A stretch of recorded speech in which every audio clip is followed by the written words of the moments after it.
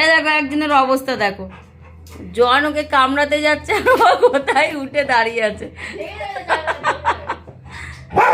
এই জন, ওরম করছিস কেন তুই দাদাকে?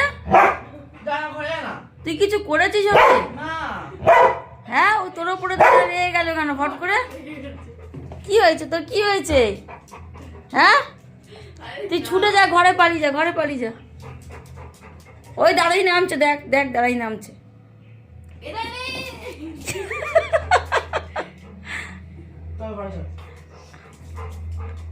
দেখ দেখ দেখ, এ বাবা কামড়াচ্ছিস কেন তুই দাদাকে?